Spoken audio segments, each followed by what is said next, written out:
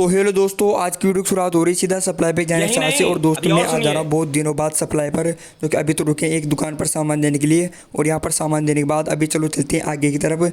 और दोस्तों के इन खेतों से होता हुआ हम जा रहे वाह क्या हैं आगे सीन की तरफ है। सप्लाई देने के लिए।